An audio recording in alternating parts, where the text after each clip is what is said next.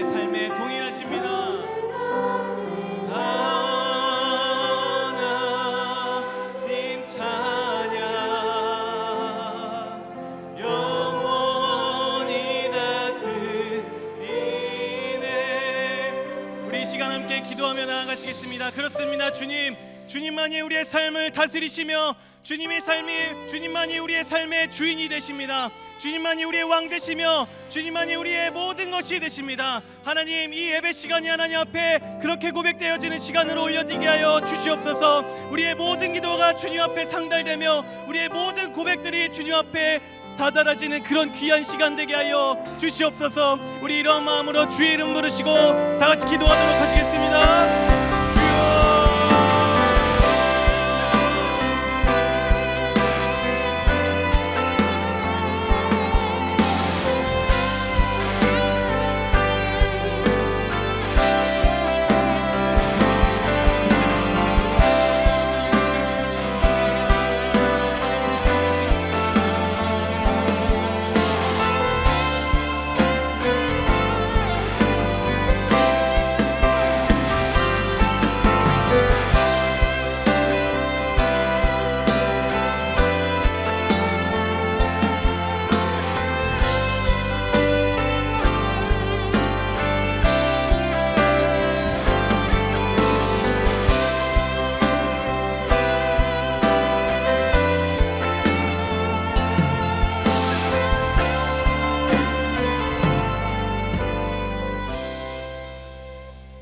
전능하신 주님을 찬양합니다. 사랑에 넘치시는 우리 주님을 찬양합니다. 주님, 이 시간 어려운 환경 가운데서도 주님을 예배하는 자리에 나온 우리 모든 성도님들을 축복하여 주시옵소서. 함께 인터넷으로 예배드리는 모든 분들을 동일한 은혜를 부어 주시옵소서. 이 시간을 통하여서 흘러 넘치는 주님의 말씀이 우리의 모든 심령 가운데 새겨지게 하여 주시고, 그로 인하여서 우리의 삶이 변화되며 주님으로부터 오는 큰 축복을 온전히 누리는 우리 모두가 될 수 있도록 이 예배의 시간을 주님께서 사용하여 주시옵소서. 주님께 모든 것을 맡깁니다. 주님께 모든 것을 드리오니 주님께서 홀로 영광 받아 주옵소서. 예수님의 이름으로 기도드립니다.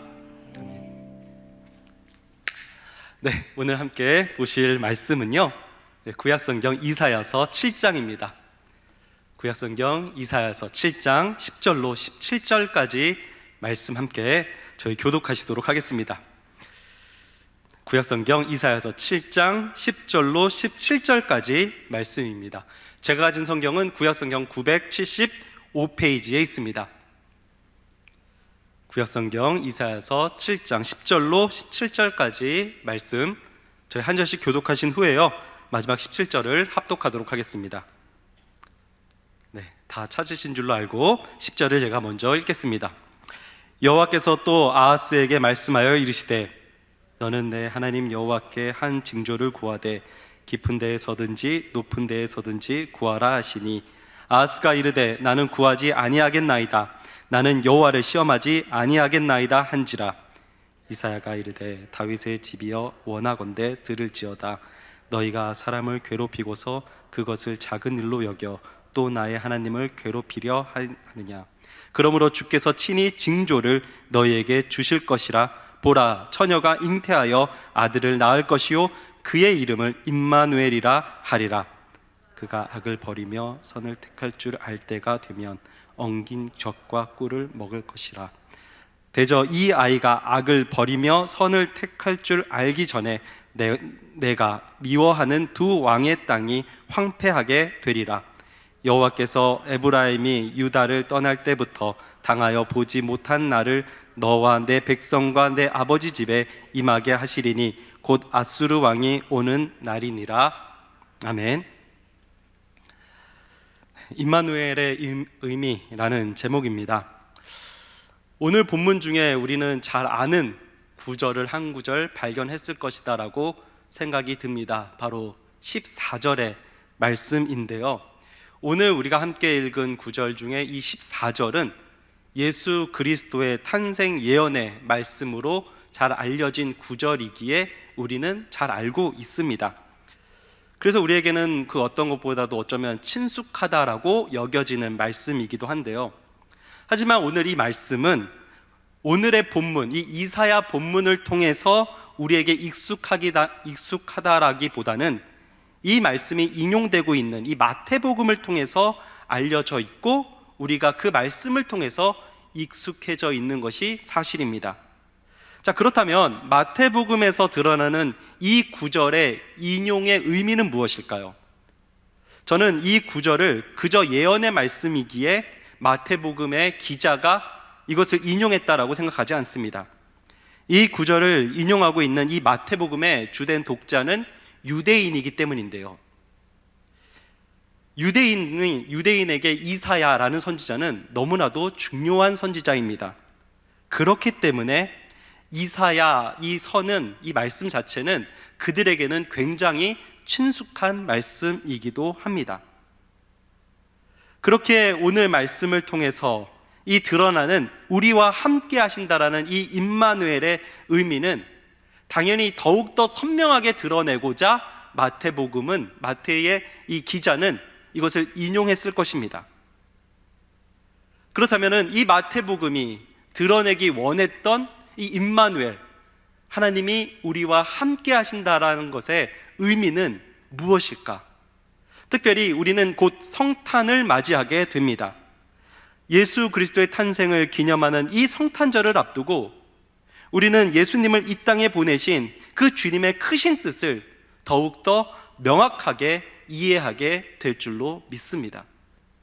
오늘 본문을 이해하기 위해서는 1절에서부터 9절까지를 보면서 당시의 역사적인 상황을 이해하는 것이 큰 도움이 될 줄로 믿습니다. 이사야가 하나님의 말씀을 전하고 있는 이 왕은 바로 남유다의 아하스 왕입니다. 아하스 왕에 대한 이 열왕기에서의 평가는 이러한데요. 열왕기하 16장 2절에서 다윗과 같지 아니하여 그의 하나님 여호와께서 보시기에 정직히 행하지 아니하고 라고 이 아하스 왕을 평가하고 있습니다. 다시 말하면 그는 악한 왕이었다라는 것이죠. 다윗과 같지 아니하였다라는 점에서 그는 하나님을 온전히 신뢰하지 않고 그는 하나님을 의지하지 않고 있음을 보여주고 있다라는 것입니다. 이 아하스 왕이 남유다를 다스리던 시대는 특별히 정치적으로는, 외교적으로는 이 아수르라는 나라가 이 중동의 패권을 장악해 가고 있었던 때입니다. 그래서 이러한 아수르에 대한 견제를 하고자 당시 남유다 주변에 있던 아람과 북이스라엘은 동맹을 맺고 이 아수르를 대항하기 시작을 합니다. 당연히 이 연합군들은 이 남유다 아하스 왕에게도 자신들과 함께 하자라고 권했던 것이죠. 아하스 왕에게는 세 가지의 갈림길이 이제 남게 된 것입니다. 첫 번째는 바로 패권 국가인 아수르를 따를 것인가에 대한 결정이고요. 두 번째는 아수르를 따르지 않는다면 그 아수르를 대항하는 이 아람과 북이스라엘 이 동맹 연합을 따를 것인가에 대한 결정입니다. 그럼 세 번째는 무엇이겠습니까? 그 어떤 것도 따르지 않고 남유다의 주인 되시는 하나님을 따를 것인가에 대한 이 세 가지의 선택지에 대한 결정이 남아 있다라는 것이죠. 아하스 왕은 한 가지를 결정하는데 그것은 바로 신흥 강대국인 이 아수르에게 충성을 다할 것을 결정하게 됩니다. 그러자 당연히 반대편인 이 아람과 북이스라엘 연합군은 이 남유다를 공격하며 압박하기 시작할 수밖에 없는 것이죠. 그리고 바로 이 지점이 오늘 본문의 시대적인 배경이 되는 것입니다. 아하스 왕은 아수르와의 동맹을 맺었으나 가까이에서 공격해오는 이 아람과 북이스라엘의 압박은 너무나도 두려웠습니다. 그래서 2절에서 그의 마음을 이렇게 표현하는데요. 어떤 사람이 다윗의 집에 알려 이르되 아람이 에브라임과 동맹하였다 하였으므로 왕의 마음과 그의 백성의 마음이 숲이 바람에 흔들림같이 흔들렸더라. 곧 아하스 왕은 그들의 공격 때문에 벌벌벌 떨기 시작했다라는 것입니다. 그 왕이 벌벌벌 떨기 시작하니 당연히 백성들도 벌벌벌 떨기 시작했다라는 것이죠. 이러한 모습을 지금 시적으로 표현하고 있는 것이 바로 2절의 말씀이라는 것입니다. 분명히 결정했지만 그래서 아수르를 따르기로 했지만 현실이 다가오는 것은 너무나도 두려움이라는 것이죠. 현실적인 두려움을 어떻게 할 수 없다라는 것입니다. 바로 이러한 때에 하나님께서는 이사야 선지자를 통해서 지금 아하스 왕에게 용기를 주시는 예언을 하고 계시는데, 그것이 바로 우리가 읽지는 않았지만 4절의 말씀입니다. 하나님께서는 이렇게 예언하십니다. 그에게 이르기를 너는 삼가며 조용하라. 르신과 아람과 르말리아의 아들이 심히 노할지라도 그들은 연기 나는 두 부직갱이 그루터기에 불과하니 두려워하지 말며 낙심하지 말라. 무슨 말입니까? 이 너가 두려워하고 있는 이 아람과 북이스라엘은 사실 아무런 힘도 없고 이미 타버렸으며 이미 잘라져 버린 나무와 같다라고 말씀하고 있다라는 것입니다. 두려워할 필요 없으며 그들은 힘의 실체도 없고 더욱이 그는 보잘것도 없다라고, 그래서 너희를 결코 이기지 못할 것이다라고 하나님께서 친히 예언해주고 계신다라는 것이죠. 그렇다면 하나님께서 왜 이렇게 예언하고 계시는가? 5절과 6절을 통해서 그 이유에 대해서 이렇게 설명하시는데요.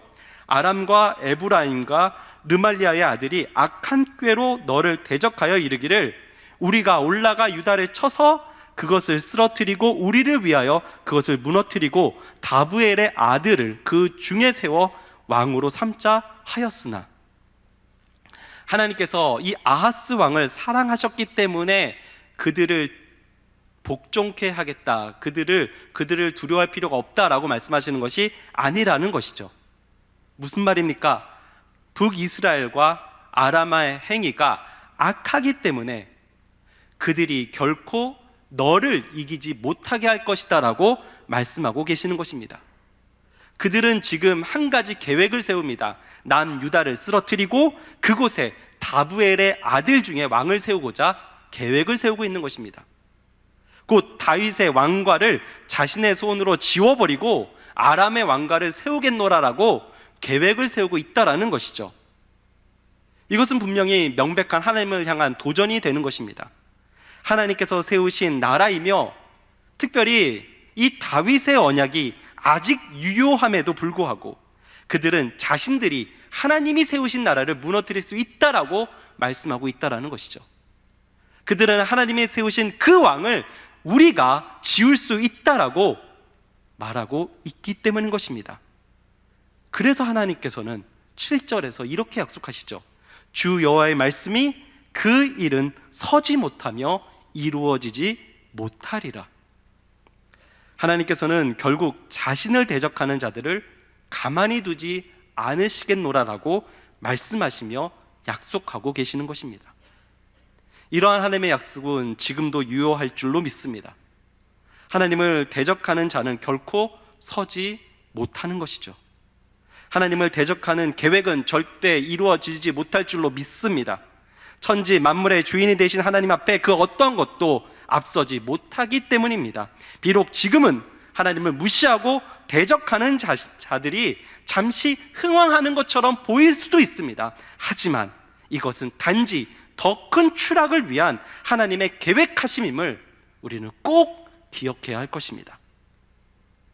이 말씀에 아멘이십니까? 하지만 아하스 왕은 이 말씀에 우리와 같이 아멘하지 못하였습니다. 본문에 표현되진 않았지만 내면을 아시는 주님께서는 이 아하스 왕의 내면을 아셨던 것이죠. 그의 내면의 깊숙한 곳에 하나님의 말씀을 듣는 등 마는 등 하는 모습이 분명히 있었음을 하나님은 아셨습니다. 그렇기에 하나님께서는 아하스 왕에게 한 가지 제안을 하시죠. 그것은 바로 징조를 구하라라는 것입니다. 특별히 11절에서 이렇게 말하는데요. 깊은 데에서든지 높은 데에서든지 구하라 라고 말씀하고 있습니다. 이것은 무엇인 말이냐? 바로 어디에서든지 어떠한 징조든지 너가 구하기만 하면 내가 응답해 주겠다라고 말씀하고 있는 것입니다. 그의 믿음을 위해서라면 하나님께서는 어떠한 한계도 정하고 계시지 않음을 말씀하고 있다라는 것이죠. 근데 저는 이 11절을 가만히 보면서 참으라도 아이러니하다라는 생각을 들었습니다. 사실 정작 도움이 필요한 사람이 누굽니까? 바로 아하스 왕입니다. 그는 숲에 바람의 숲이 흔들리는 것처럼 벌벌벌 떨고 있는 상황입니다. 하지만 그러한 상황 가운데 하나님께서는 마치 아하스에게 매달리고 있는 것처럼 보이고 있기 때문입니다. 마치 걱정하지 마, 절대 이루어지지 않을 거야, 못 믿겠어? 그럼 나에게 징조를 한번 구해봐, 내가 믿게 해줄게 라고 말씀하는 것 같이 보이기 때문인 것이죠. 하지만 우리가 다르게 생각해 보면 바로 이것이 우리를 사랑하시는 그 하나님의 사랑의 은혜가 아니겠습니까? 자신의 언약을 기억하시고 지키기 위해서 자신의 백성들을 위해 악한 왕이라 할지라도 마음을 돌려 쓰기 원하시는 이 하나님의 사랑이 바로 이 징조를 구하라는 말에서 너무나도 선명하게 드러나고 있다라는 것입니다. 그렇습니다. 하나님은 우리를 결코 포기하지 않으십니다. 하나님께서는 긍휼함으로 우리를 바라보고 계십니다. 우리에게 손을 내밀며 그 손을 잡으라라고 말씀하고 계신다라는 것입니다. 지금 함께 하심을 느끼지 못하시는 분이 계신다면 우리는 이것을 더욱더 기억해야 할 것입니다. 하나님께서는 지금도 나와 함께 하시기를 원하시며 함께 하신다라는 사실이죠. 나를 용납해 주길 원하시며 용납하고 계신다라는 사실입니다. 나를 사랑해 주길 원하시며 긍휼함으로 나를 바라보고 계신다라는 그 사실을 우리는 기억해야 할 것입니다. 지금 비록 나의 영안이 닫혀 나의 영안이 부족하여 바라보지 못할 뿐 하나님은 여전히 내 앞서서 가고 계시며 내 뒤에서 밀고 계시고 나와 함께 동행하고 계신다라는 그 사실을 기억하시기 바랍니다. 하나님께서 이렇게 말씀하고 계시는데 아하스의 반응은 어떠해야 할까요? 아하스 왕은 하나님께서 이렇게 말씀함에도 불구하고 징조를 구하라는 그 말씀을 거절합니다. 그리고 거절의 모습은 꽤 경건한 자의 고백과 같이 오늘 말씀에 비춰지고 있는데요. 아하스 왕은 12절에 이렇게 말하죠. 아하스가 이르되 나는 구하지 아니하겠나이다. 나는 여호와를 시험하지 아니하겠나이다 하는지라. 이 말만 딱 떼어놓고 보면 아하스 왕이 그새 회심했나? 벌써 하나님의 그 징조를 구하라는 말 가운데 하나님의 함께 하심을 그가 기억하게 되었나? 라고 생각할 수도 있습니다. 왜냐하면 이미 신명기 6장의 말씀에서 너희 하나님 여호와를 시험하지 말고 라는 이 말씀이 있기 때문인 것이죠. 이 말씀을 아하스 왕이 기억하고 그렇기 때문에 하나님을 시험하지 않는가라고 우리는 생각할 수 있다라는 것입니다. 하지만 성경의 다른 부분을 보면은요, 이미 하나님께서는 믿음을 위해서 자신을 시험하는 것에 응당히 대답해 주시는 것을 우리는 잘 알고 있습니다. 대표적인 예는 바로 기드온이죠. 기드온은 양털 시험을 통해서 하나님께서 자신에게 약속하신 승리를 시험합니다. 그것도 2번이나요. 분명히 하나님께서 약속하셨지만 기드온은 잠시만요, 이 양털을 통해서 그 증거를 보여달라고 말씀합니다. 보여주셨지만 다음 날에 다른 방법으로 또 응답해 주실 것을 약속하시죠. 하지만 하나님께서는 그 요청에 응답하시고 그에게 믿음을 더해 주시며 더 나아가 그에게 약속된 승리를 쟁취케 하시는 것이 우리 하나님의 은혜였지 않습니까? 다시 말하면 시험을 위해 징조를 구하는 것이 잘못된 것이 아니라는 것입니다. 사실 이것은 우리의 간증에서도 잘 나옵니다. 우리도 때로는 우리의 믿음을 위해서, 우리의 확신을 위해서 하나님께 징조를 구할 때가 종종 있다라는 것이죠. 특별히 청년 때 이러한 일이 많은데요, 바로 배우자 기도가 바로 이러한 징조의 큰 부분이 아닐까라는 생각이 듭니다. 이러한 배우자를 주옵소서, 이러한 배우자를 만나기만 하면 내게 주신 짝인 줄 알고 내가 결혼하며 하나님의 나라를 이루겠습니다. 우리 이렇게 많이 기도하셨을 거라고 생각이 듭니다. 저의 경우는요, 사실 이 배우자의 기도는 굉장히 단순했습니다. 저는 이 배우자의 기도 제목이 한 20개밖에 되지 않았어요. 제가 아는 분은 50개, 90개씩 되시는 분도 많더라고요. 정말 전 단순했습니다. 딱 20개였습니다. 그 중에 몇 가지만 소개하자면, 첫 번째는 이런 거였어요. 제가 텐션이 조금 높아요. 네, 텐션이 조금 높다 보니까 적어도 내 아내가 되는 사람은 내면이 잔잔하면 좋겠다 라는 기도 제목을 하나 가졌습니다. 그리고 저희 아버지는 믿음이 없으십니다. 그래서 장인 어른이 되시는 분은 정말 믿음이 신실하신 우리 장로님이었으면 좋겠다 라는 기도 제목을 하나 가졌어요. 또 한 가지는 자신의 일을 열심히 하는 사람이면 좋겠다, 또 나와 비슷한 신앙의 색깔을 가졌으면 좋겠다. 그리고 더 한 가지 말씀드리자면, 제가 이렇게 말을 하지만 꽤 유머 감각이 적은 것 같아요. 그래서 개그 코드가 좀 비슷해서 내가 말하면 좀 웃어줬으면 좋겠다 라는 기도 제목을 가지고 기도했었습니다. 지금의 아내를 생각해 보면 하나님께서는 참 많은 징조 가운데 응답해 주신 것 같아요. 네, 제가 어떤 말을 해도 웃어줍니다. 아멘, 할렐루야. 네. 신앙 색깔도 비슷하고요, 또 장인어른께서 저를 위해서 많이 기도해 주시는 장로님이십니다. 저는 이것을 보면서 징조를 구하는 것이 나쁘지 않으며 잘못되지 않았다는 것을 확신할 수 있습니다. 그렇다면 이 아하스의 거절의 의미는 무엇일까요? 아하스의 이후의 행보를 통해서 사실 그의 속뜻은 우리가 알 수 있는데요, 그는 이미 아수르라는 한 신흥 대국을 신뢰하기로 작정했기 때문에 징조를 거절하고 있는 것입니다. 열왕기하 6장 7절에서 그의 속뜻을 정확하게 알 수 있습니다. 아하스가 아수르 왕 디글랏 블레셀에게 사자를 보내 이르되, 나는 왕의 신복이요 왕의 아들이라. 이제 아람 왕과 이스라엘 왕이 나를 치니 청하건대 올라와 그 손에서 나를 구원하소서 하고, 그는 이미 아수르 왕 디글랏 블레셀에게 자신은 당신의 신복이요 당신의 아들이라라고 고백하기로 작정하고 있었다라는 것이죠. 남유다의 왕은 사실 누구의 신복이요 누구의 왕입니까? 하나님의 신복이요 하나님의 왕이어야 합니다. 나를 구원하소서라는 고백은 아수르 왕에게 해야 하는 것이 아니라 하나님께 해야 하는 것입니다. 무릎 꿇고 나아가야 되는 대상은 아수르 왕이 아니라 하나님께 고개 숙여 무릎 꿇며 나아가야 되는 것이 이 남유다의 왕의 모습이어야 한다는 것이죠. 하지만 이미 아하스 왕은 이 모든 것을 저버렸다는 것이죠. 아수르 왕이 나를 구원할 것을 믿게 되고 그를 의지하기로 결단했기 때문인 것입니다.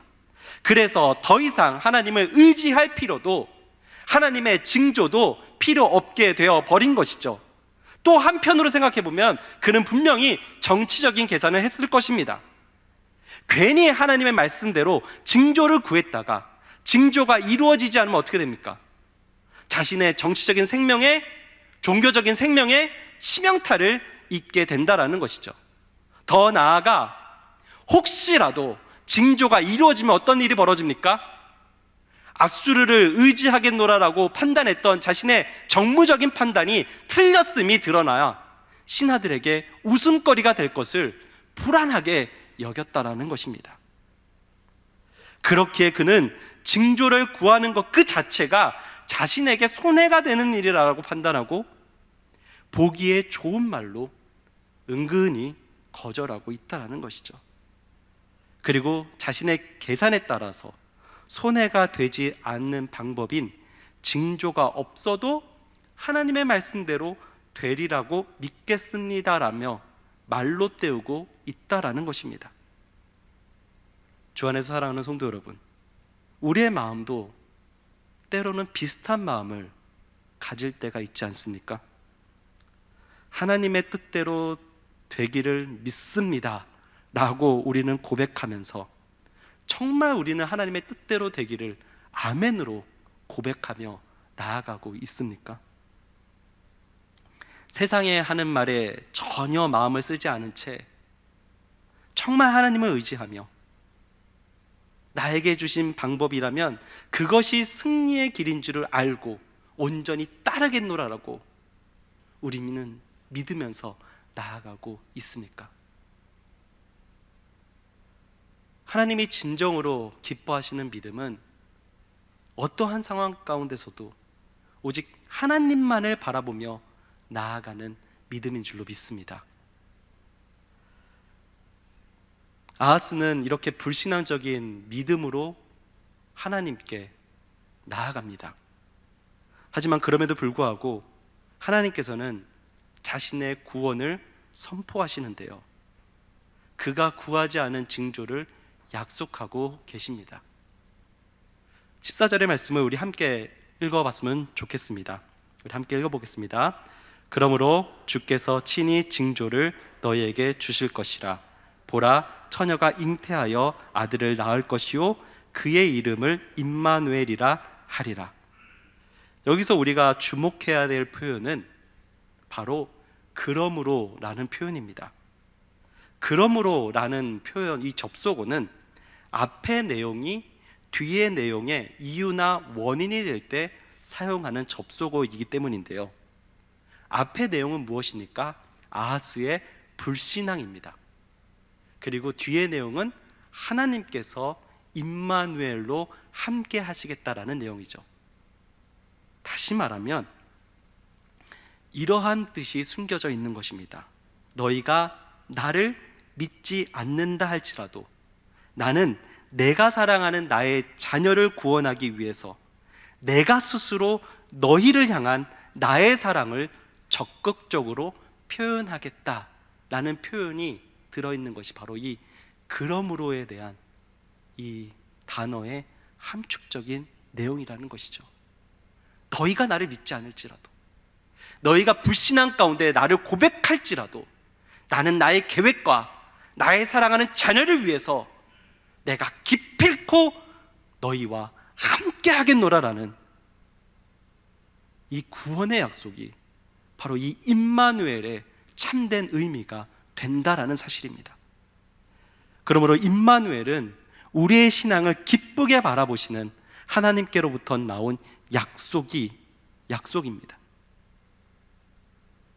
철저하게 아하스의 불신앙으로부터 나온 하나님의 사랑의 대안인 것입니다.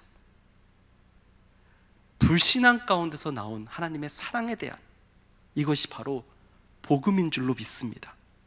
이것이 바로 우리 주 예수 그리스도께서 오실 수밖에 없는 이유라는 것이죠.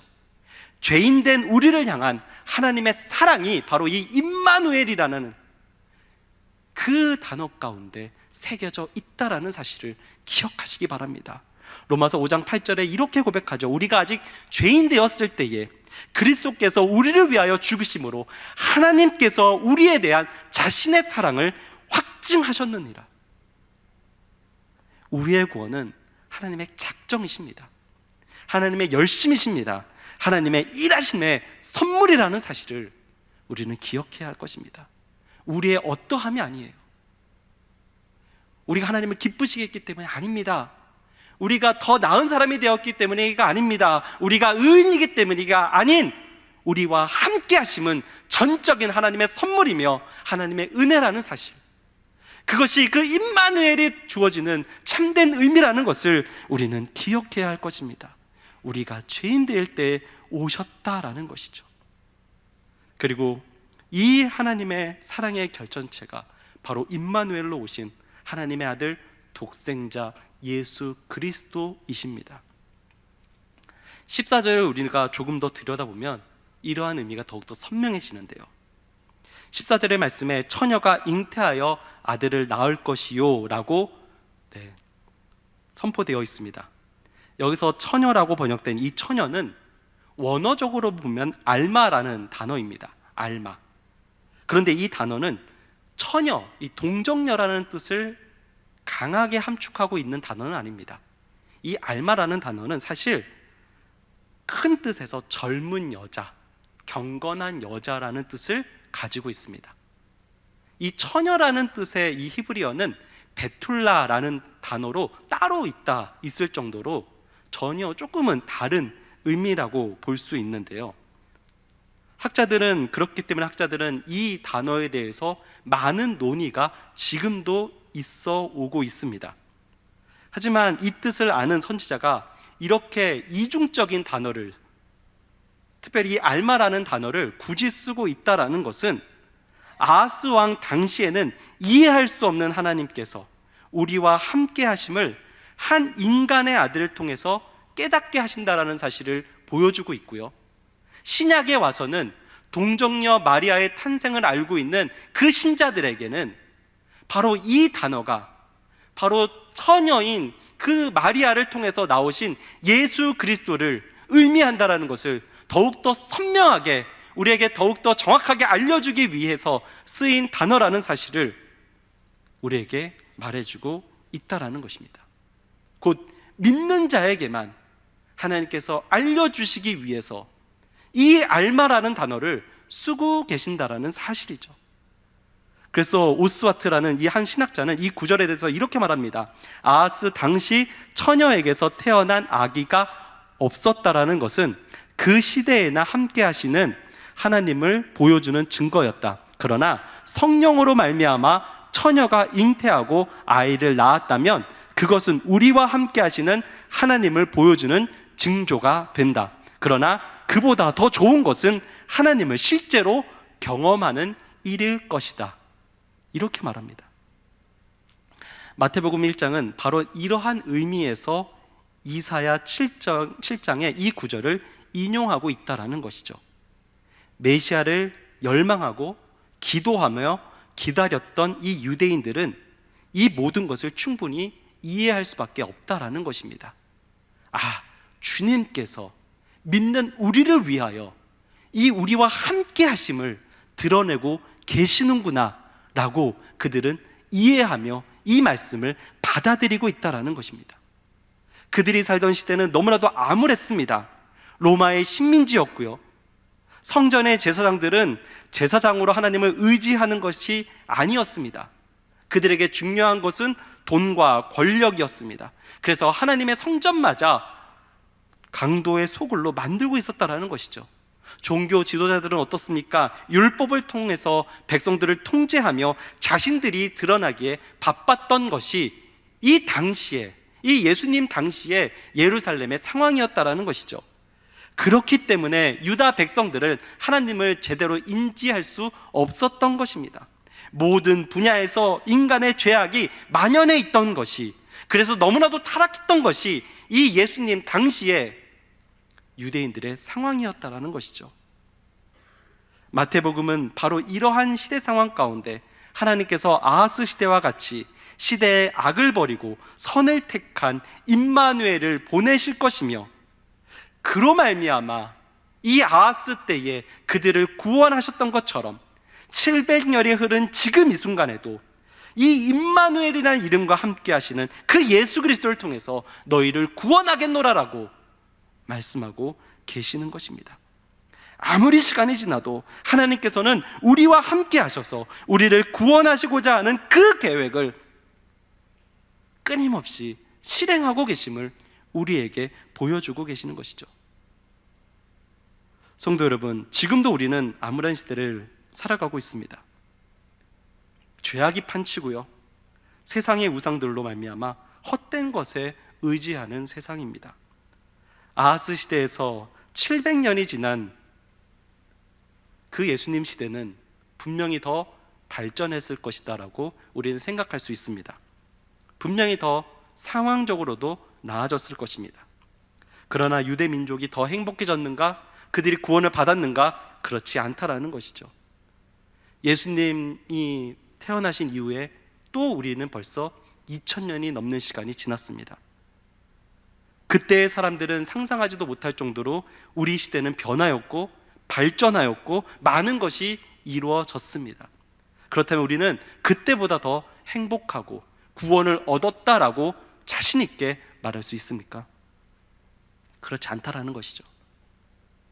더욱더 시대가 갈수록 삶의 가치는 사라져가고 인간다움도 사라져가는 것이 우리가 살고 있는 지금 2022년의 시대가 아니겠습니까? 과학의 발전이 평화와 사랑을 가져다 주지 못하고 있다는 것이죠.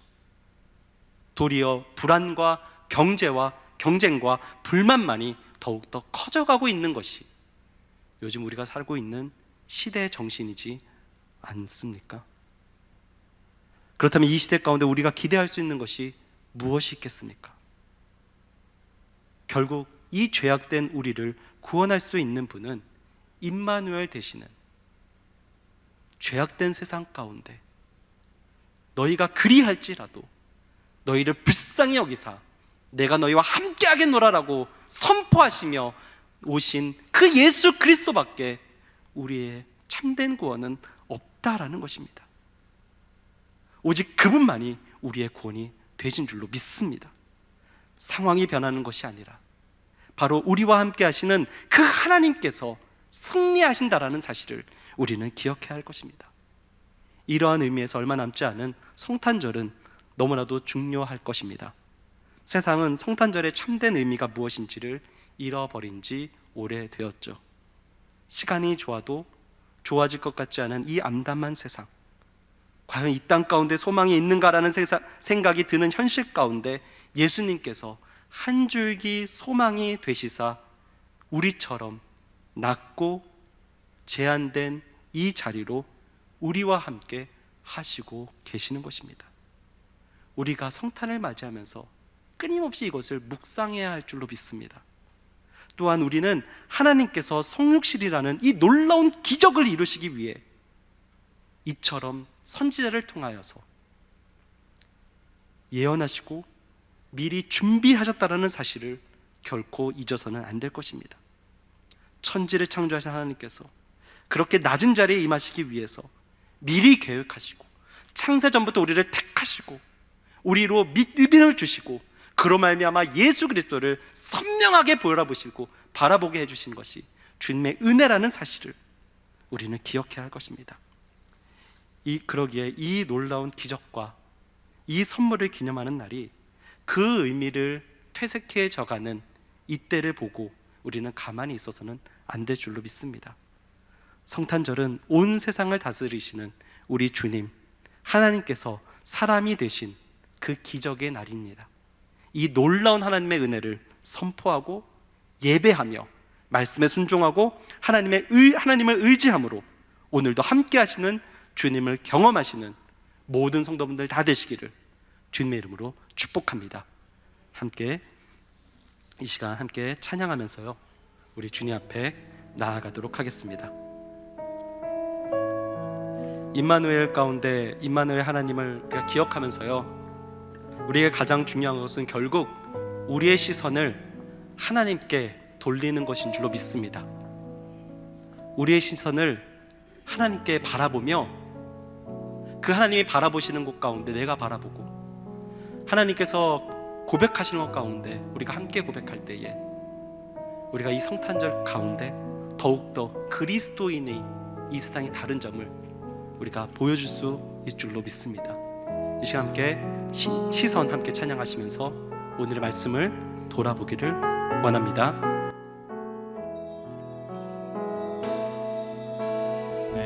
내게로부터 눈을 들어 주를 보기 시작할 때 주의 일을 보겠네. 내 작은 마음 돌이키사 하늘에 꿈꾸게 하네.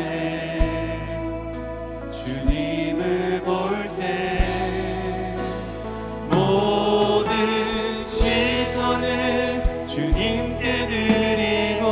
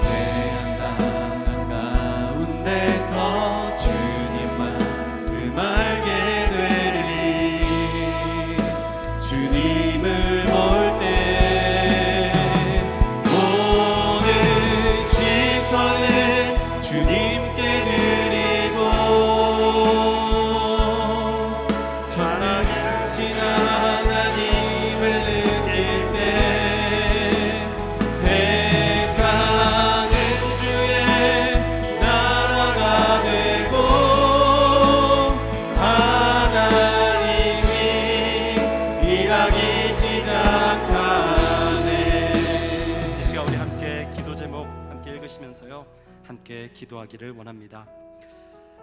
하나님을 대적하고 있는 죄악된 세상 가운데 무릎 꿇는 것이 아니라 최후 승리를 예배하신 주님만을 의지하며 이 세상 가운데 나아가는 믿음을 주옵소서.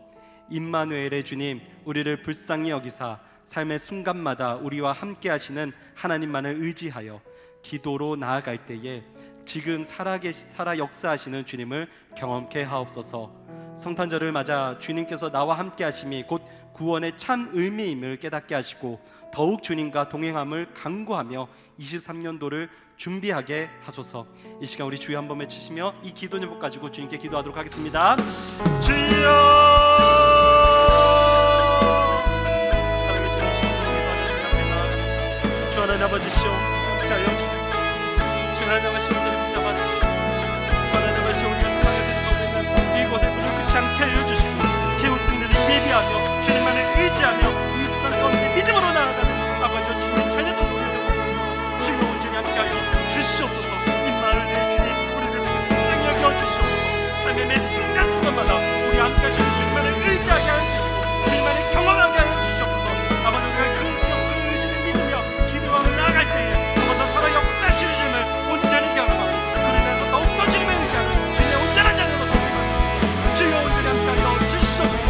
아버지 곧 성탄절을 맞이하게 됩니다. 아버지 그때에 정말 임마누엘의 주님이 무엇인지 누구인지를 더욱더 깨달아하는 우리 모두가 되게 하여 주시옵소서.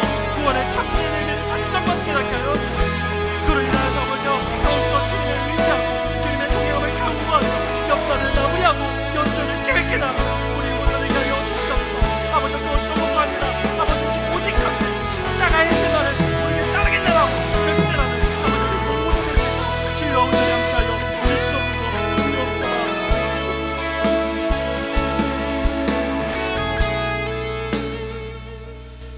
사랑의 주님, 죄악된 세상 가운데 우리가 살아가고 있음을 다시 한번 고백합니다. 그럼에도 불구하고 주님, 우리를 사랑하사 우리를 구원하기 위하여 이 땅 가운데 오셨음에 참으로 감사합니다.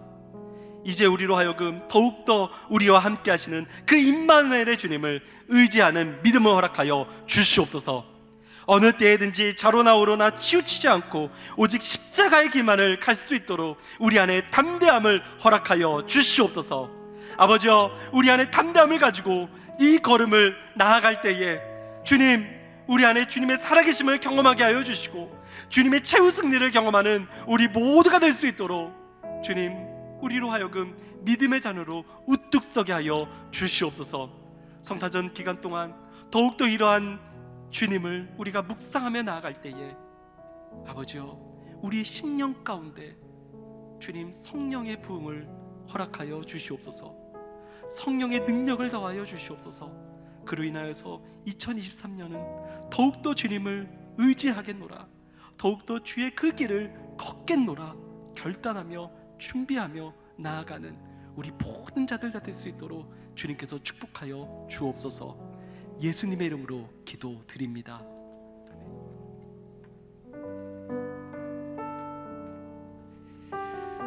이 시간 임마누엘의 하나님께서 우리와 함께 계시는 줄로 믿습니다. 그 믿음으로 우리 하나님 앞에 나아가도록 하겠습니다. 주 나의 모습 보내 상한 나의 마음 보시네. 우리 함께 고백하도록 하겠습니다.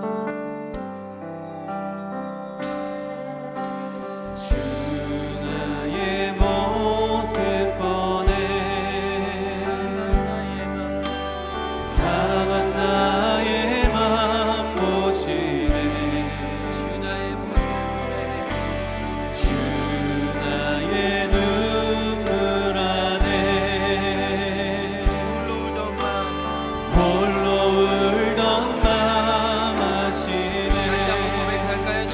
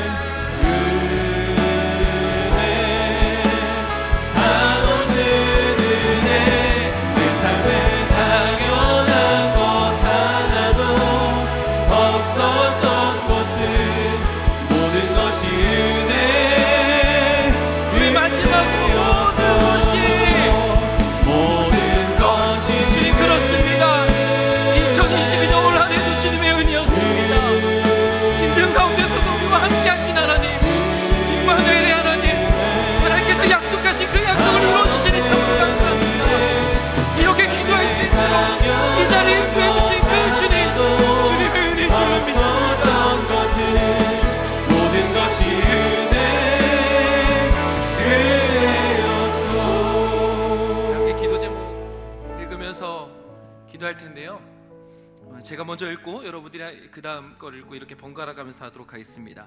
자, 먼저 읽겠습니다. 일상에 담겨진 은혜를 당연하게만 여겼던 우리의 연약함을 용서하여 주옵소서.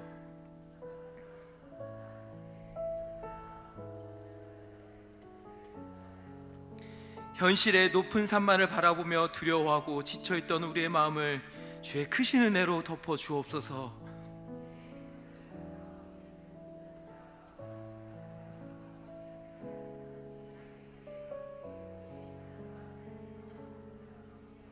그 다음 계속해서 주여 우리를 도우소서, 이 기도 제목도 할 텐데요.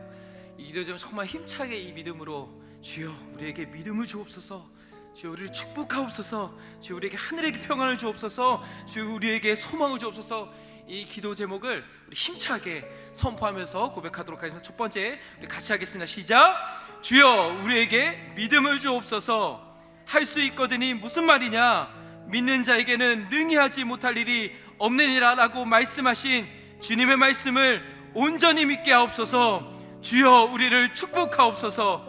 재정의 복을 주시고 만남의 축복을 주시며 영혼이 잘된 같이 범사가 잘되는 축복을 주옵소서. 주여 우리에게 하늘의 평안을 주옵소서. 수고하며 크고 작은 무거운 짐을 지고 살아가는 우리의 마음과 삶에 참된 쉼과 평안을 내려 주옵소서. 주여 우리에게 소망을 주옵소서.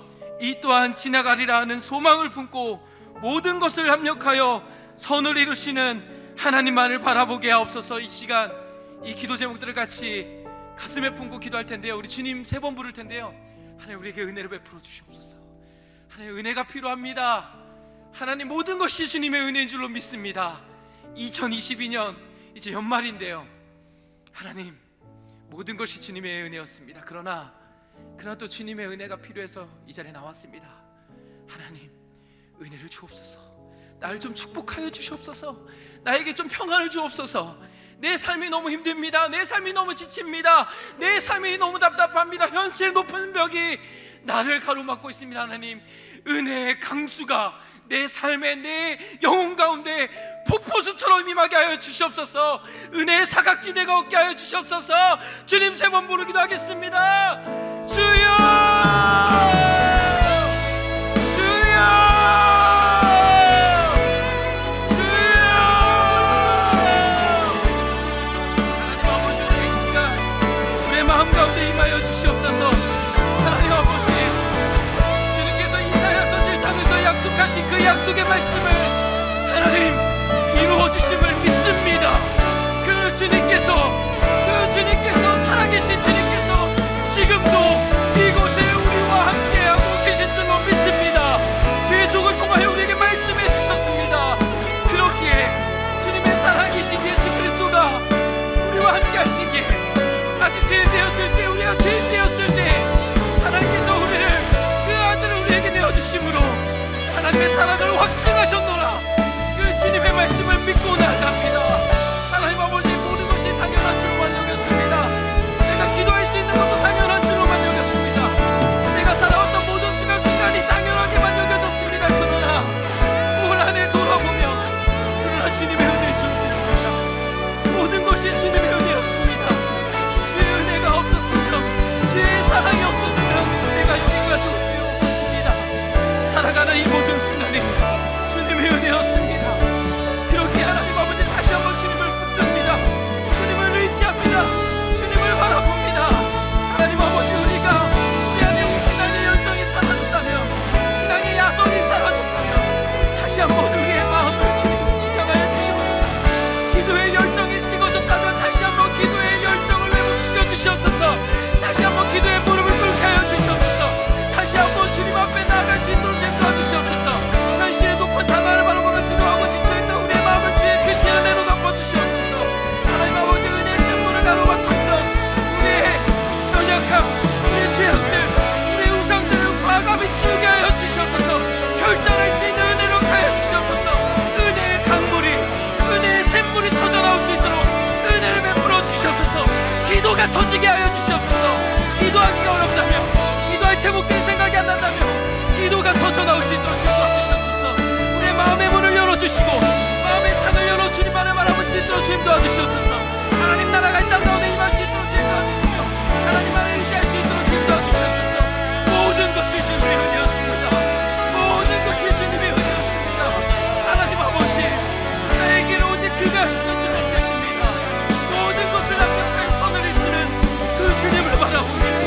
하나님 아버지, 주님께서 오늘 이 시간 우리의 어떤 삶의 환경 속에서도 주님이 함께 하심을 믿고 담대히 두려워하지 않고 나아갈 수 있도록 주님 도와주시옵소서.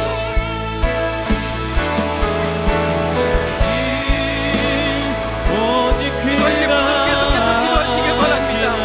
주님의 은혜를 의지하여 계속해서 기도하시길 바랍니다.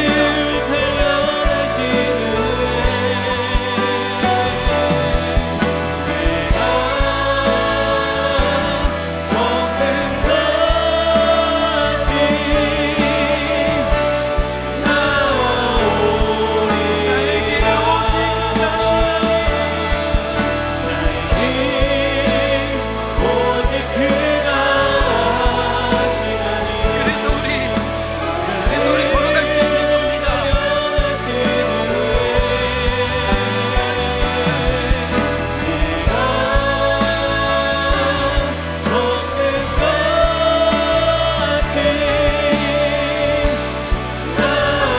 나에게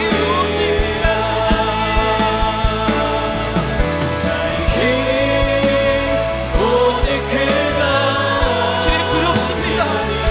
주님 막막합니다. 그러나 주님을 믿습니다. 주님의 함께 하심을 믿습니다. 내가 정금같이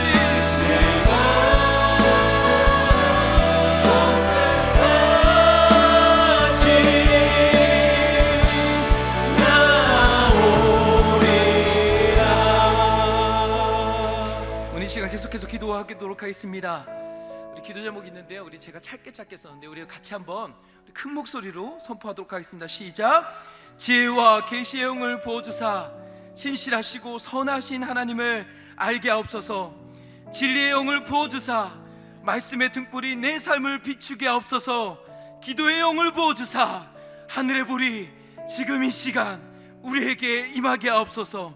성령의 권능을 부어주사 사명자로서의 능력 있는 삶을 살게 하옵소서. 우리 주님 한번 부르고 이 기도 제목 가지고 기도하도록 하겠습니다. 주여, 하나님 아버지 감사합니다. 하나님 아버지 감사합니다. 하나님 아버지 그렇습니다. 주님은 선하십니다. 주님은 신실하십니다. 주님은 실수가 없으신 좋으신 하나님이신 줄로 믿습니다. 하나님의 계획은 그 어떤 것도 막을 수 없는 줄로 우리를 꿈이 승리케 하신 하나님 아버지, 오늘 지금의 우리의 삶의 크고 작은 고난이 너무나도 지치고 너무나도 힘들고 너무나도 우리의 삶을 무너지게 만들지만 그러나 주님, 장차 나에게 부어질 그 영광과 비교할 수 없다. 지금 내가 겪는 이 고난은 장차 내가 누릴 수 있는 영광과 비교할 수 없다. 이 사도 바울의 고백이 우리의 고백될 수 있도록 은혜를 베풀어 주시옵소서. 지혜와 계시의 영을 부어 주시옵소서. 진리의 영을 부어 주시옵소서. 기도의 영을 부어 주시옵소서. 성령의 권능을 부어 주시옵소서. 주여, 신실하시고 선하신 하나님을 실제적으로 알고 경험할 수 있도록 주님 도와주시옵소서.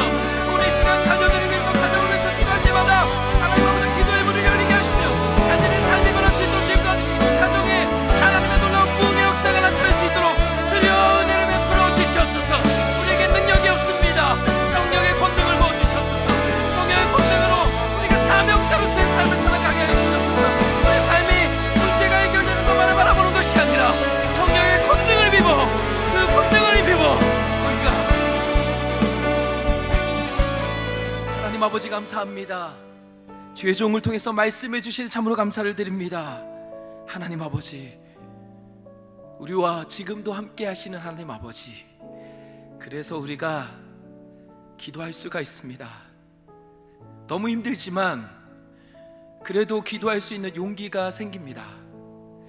너무 지치지만 너무 답답하지만 그래도 중보 기도할 수 있는 힘이 생겼습니다.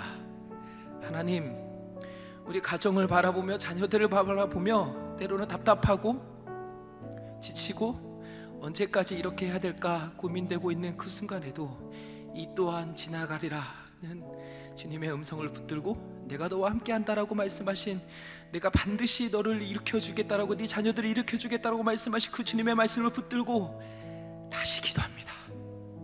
다시 주님 앞에 무릎 꿇습니다. 하나님 아버지, 성령의 권능을 부어 주시옵소서. 계속해서 우리가 기도합니다. 가정과 자녀들을 위해서 기도할 때 주의 여종을 붙들어 주시고 성령의 권능을 붙들어 주시고, 하나님 오늘 이 시간이 기도에 불이 임하는 시간 될 수 있도록 은혜를 베풀어 주시옵소서. 감사드리며 살아계신 예수 그리스도의 이름으로 간절히 기도드리옵나이다.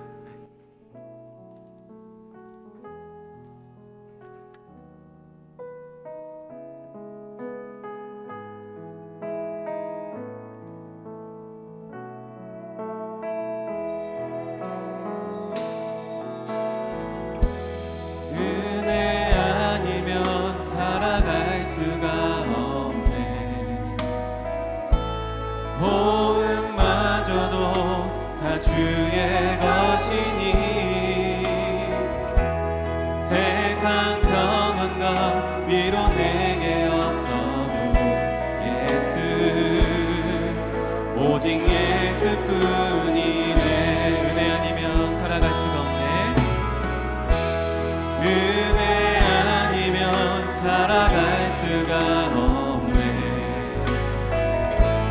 호흡마저도 다 주의 것이니 세상 평안과 위로 내게 없어도 예수,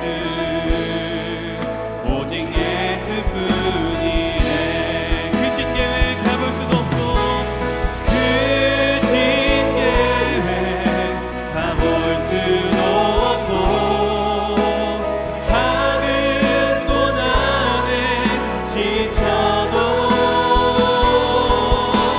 주께 묶인 나의 모든 삶 버티고 견디게 하시네.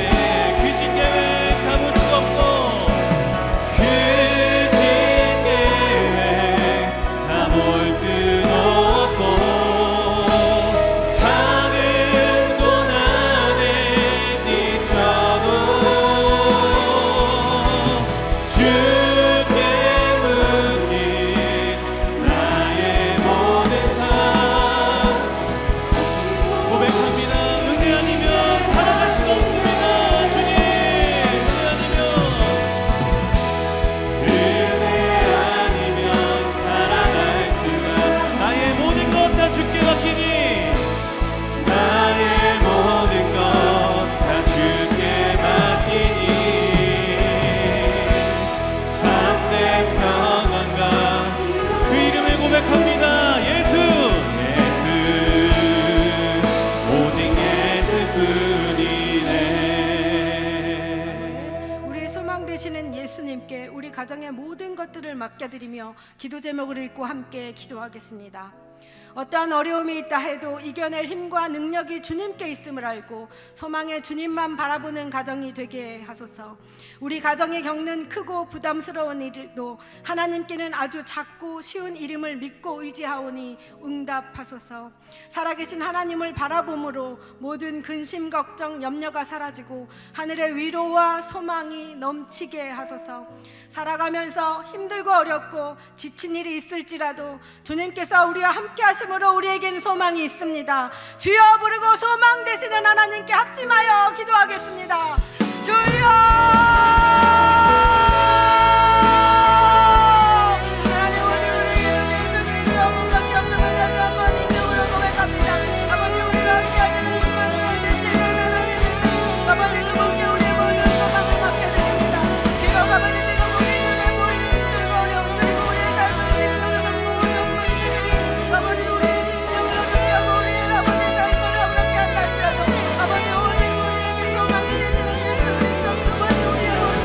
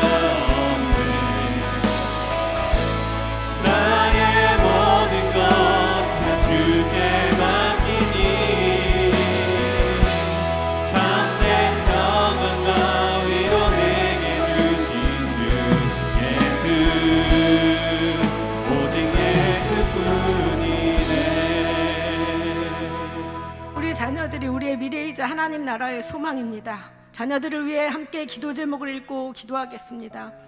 하나님이 빛이요 구원이심을 알고 소망의 하나님께 마음과 뜻을 두고 앞길을 인도받게 하소서. 우리의 자녀들의 두 손을 꼭 붙잡아 주시고 모든 눈물을 닦아 주시며 기쁨으로 채워 주소서. 세상 가치관으로 흔들리며 일어나지 않은 미래일로 두려워하는 자녀들에게 하나님의 꿈과 비전으로 용기를 얻게 하소서. 우리의 자녀들이 하나님께만 소망을 두고 자신의 앞길을 맡기고 매일 감사함으로 살아가게 해달라고 이 시간 주여 한번 부르고 우리 자녀들을 위하여 기도하겠습니다. 주여!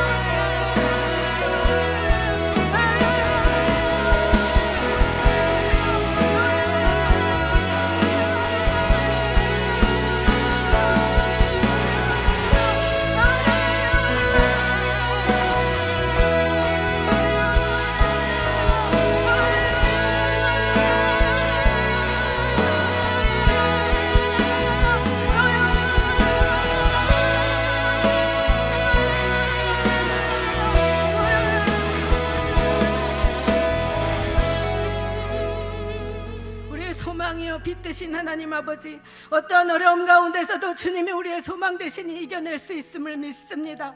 견디기 힘들고 어렵고 그 그 고통스러운 우리에게 다가오셔서 그 십자가 사랑을 조금 더 깊게, 조금 더 넓게, 조금 더 크게 알도록 도와주시고 함께 이길 힘을 주시니 한 걸음 또 나아가게 하실 줄 믿습니다. 모든 눈물을 닦아주시고 모든 고통을 함께 하시며 고난을 인격으로, 슬픔을 화관으로 바꾸어 주시는 그 주님임을 믿기에 오늘도 소망의 하나님께 우리의 모든 것들을 드리며 나아갑니다. 부디 우리 기도에 응답하여 주시옵소서. 우리 가정과 자녀들을 소망의 빛으로 이끌어 주시옵소서.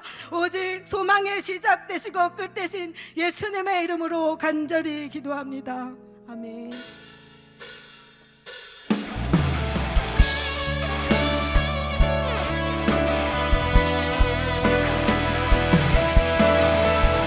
나는 왕의 왕, 영광의 주님,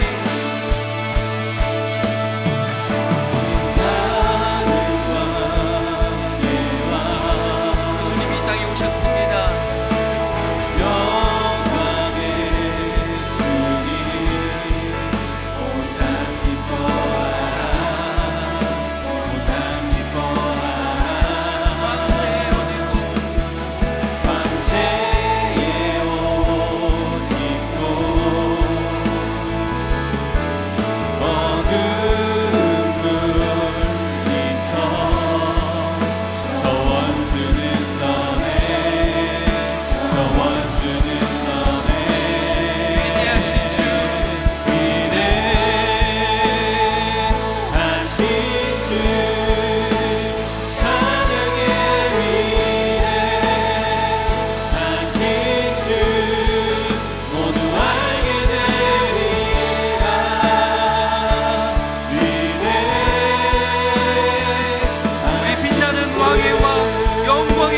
다시 한번 고백할까요?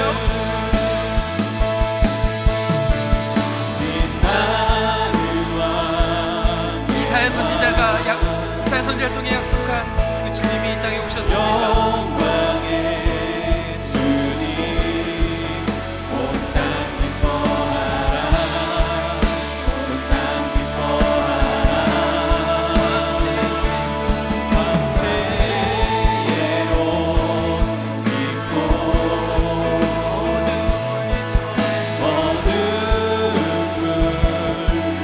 이미 승리하신 주님, 그 주님이 우리와 함께 하십니다.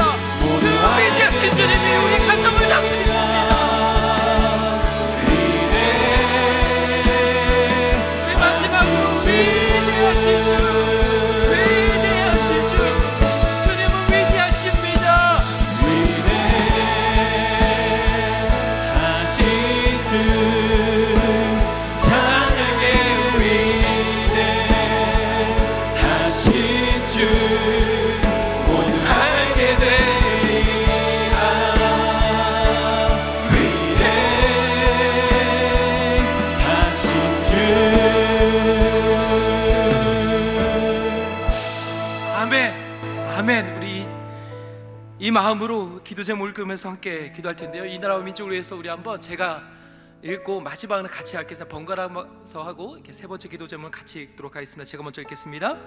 경제적인 한파 속에 고통당하고 있는 이 나라 백성들을 긍휼히 여겨 주옵소서. 헤쳐나갈 방법이 보이지 않습니다. 어떻게 이 문제들을 풀어가야 할지 앞이 보이지 않습니다. 우리 모두에게 지혜와 능력을 주옵소서. 하늘의 창고를 열어 주옵소서.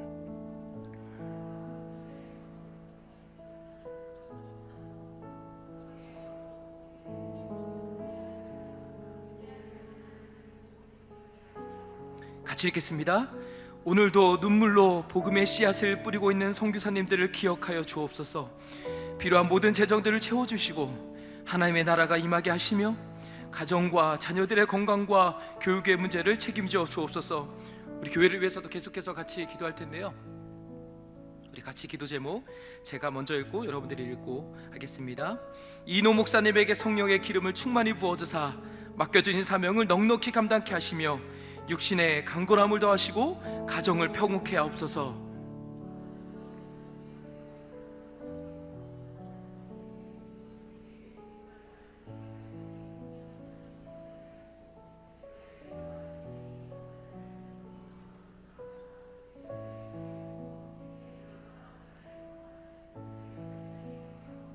(12월 24일) 토요일에 있게 될 성탄 축하의 밤과 유아 세례식 그리고 주일에 있게 될 성탄 예배를 통해 온 교회 성도들이 하나 되어 우리를 위해 이 땅에 오신 예수님께 모든 영광과 감사와 찬양을 올려드리게 하옵소서.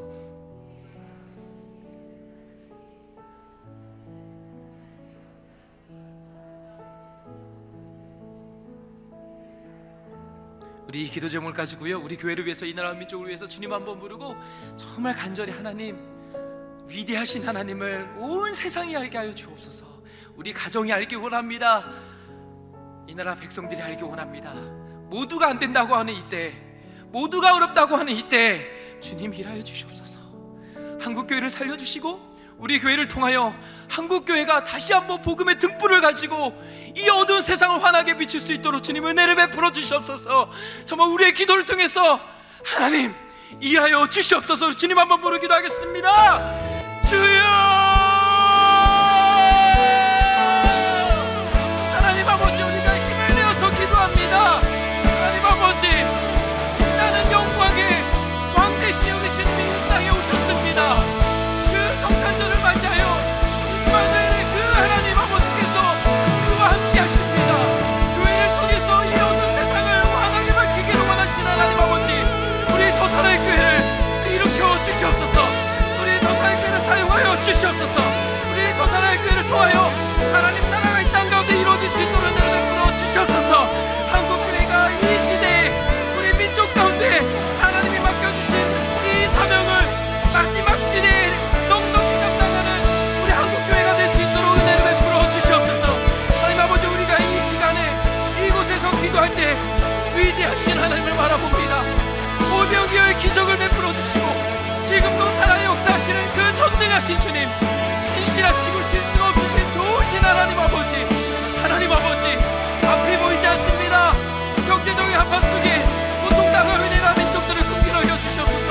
온갖 우상과 음란과 부정과 갈등으로 뒤덮여 있는 이 땅을 주여 고쳐주시옵소서. 하나님 아버지, 헤쳐나갈 방법이 오지 않습니다. 하나님 아버지, 정치인들은 자기들의 욕망과 자신들의 정욕을 위해서 날마다 싸우고 있습니다. 하나님 아버지, 정말로 가진 자는 더 가지려고 하고 없는 자는 더 얻고 너무나 힘든 이 현실 속에서 하나님 아버지, 하늘의 창문을 열어주옵소서. 다시 한번 이 땅에 거룩의 영을 부어주시옵소서. 복음의 능력으로 새롭게 하여 주시옵소서. 위대하신 하나님 아버지, 정말 북한 땅을 주님 앞에 올려드립니다. 저 북녘 땅을 주님 앞에 올려드립니다. 하나님 아버지, 저 땅을 주님 열어주시옵소서. 그냥 대북의 역사가 다시 이 시대에 일어날 수 있도록 주님의 은혜를 베풀어 주시옵소서. 하나님 아버지, 성교사님을 기억하여 주시고 필요한 모든 대중들을 채워주시옵소서. 성교사님의 가정과 자녀들의 건강과 교육의 문제도 책임져주시며 이 노목살백 성령의 기름을 충만히 부어주시옵소서. 하나님 아버지, 정말 주의 종의 가정을 주님 붙들어주시고 하나님 아버지께 육신의 강건함을 더해주시고 성교를 붙들어주시고 마지막 연말에 아버지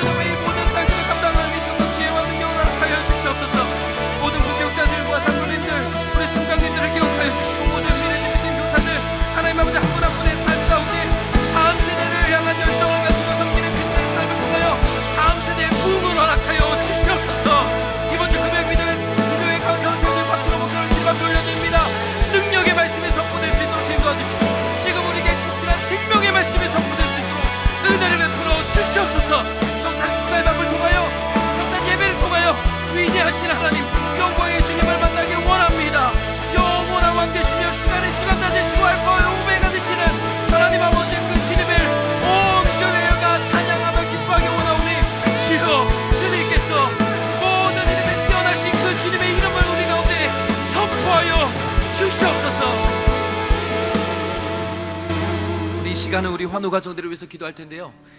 제가 한 분 한 분을 또 올려드릴 텐데요. 주의 손에 올려드릴 텐데 그 마음으로 같이 기도하도록 하겠습니다. 우리 신윤민 성도님 유방암으로 배에 전이되었다고 합니다. 지금 항암 치료 중에 있습니다.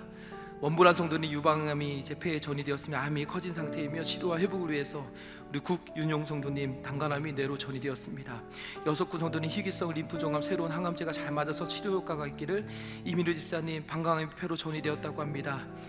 표적 항암 치료 회복을 위해서 서금의 성도님 폐암 4기 전이 희귀병 버드카이즈 증세가 있다고 합니다. 내년 1월 10일 항암 예정인데요. 회복을 위해서 우리 양선나 집사님 췌장암 수술 후 모든 치료 과정과 회복을 위해서 우리 마조국 성도님 간암 담도암 전이 되었다고 합니다. 항암 중으로 회복을 위해서 우리 이혜정 집사님 오빠 되시는 이홍한 집사님 췌장암과 간암 말기로 치료와 회복을 위해서 이은혜 성도님 부친 되시는 우리 이기근 장로님 육종암 전이 되었고 모든 치료 과정과 회복을 위해서 우리 박중현 집사님 부친 되시는 박태묵님 식도암으로 수술 후 회복과 영혼 구원을 위해서 박재환 집사님 모친 되신 김옥자님 췌장암으로 항암 중 또 회복과 영혼 구원을 위해서 우리 오진희 집사님 자녀 우리 서다니엘 어깨뼈와 척추 손상으로 경추뼈와 척추뼈 신경 5번 재활 치료 중에 있습니다. 하나님 이 형제를 지금 살려주시옵소서. 우리 한번 우리가 이런 사명감을 가지고 기도했으면 좋겠습니다. 병원에 있는 병상에 누워있는 환우들 그 가정들을 위해서 정말 우리가 사명감을 위해서 기도했으면 좋겠습니다. 그들에게 진짜 치유의 은혜가 필요합니다. 진짜 필요합니다. 여러분 우리 한번 생각하시는 분들을 위해서 우리 마음에 품고 이분들을 위해서 또 우리 온 교회와 또 지금도 이제 병원의 곳곳에서 병상에 누워있는 모든 환우들을 위해서 하나님 치유의 역사를 발하여 주시고 또 그리운 가정의 품으로 속히 돌아갈 수 있도록 하나님 은혜를 베풀어 주시옵소서. 치유의 은혜를 베풀어 달라고 우리 한번 같이 간절히 기도하도록 하겠습니다. 기도하겠습니다.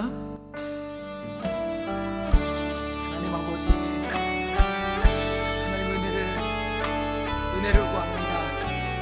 하나님 아버지 병상에 누워있는 환우들을 주님께서 친히 이 시간 찾아가 주셨소서. 주님께서 어루만져 주시고 중보 기도가 너무나도 필요합니다. 지금도 어린아이부터 노년에 이르기까지 각양각색의 또 육신의 질병 가운데 마음의 병으로 인하여 고통당하고 있는 많은 환우들이 있습니다.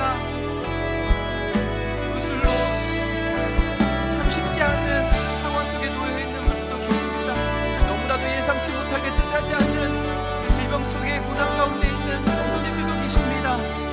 병원에 누워있는 아이들을 주님께서 붙들어주시고 그 아이들을 찾아가셔서 주님께서 치료해주시고 사랑하는 자녀가 아팠을 때 그 부모의 심정이 어떠하겠습니까? 하나님 아버지 각 환우 가정들을 인사해 여겨주시고 또 부모님이 아파서 또 동역자들이 아파서 또 그 모든 환우들을 위해서 가슴에 품고 기도하고 있는 중보 기도자들의 기도 주님께서 꼭 응답하여 주시옵소서.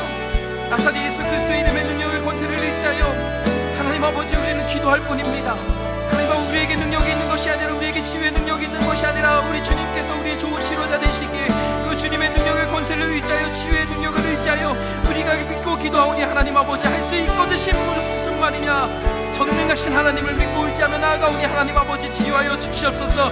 역사하여 주시옵소서. 하나님 아버지 오늘 이 시간 치유의 광서를 받아여 주시옵소서. 하나님 아버지 오늘 이 시간 병상에 누워있는 환우들을 위해 기도합니다. 나사렛 예수 그리스도의 이름의 능력의 권세를 의지하여 기도하오니 하나님 아버지 깨끗하게 치유하여 주시옵소서. 나사렛 예수 그리스도의 이름의 능력의 권세를 의지하여 기도하오니 모든 악한 병들아 떠나갈지어다. 모든 병상에서 일어날지어다. 그리운 가정의 품으로 속히 돌아갈지어다. 하나님 아버지 우리는 할 수 없습니다.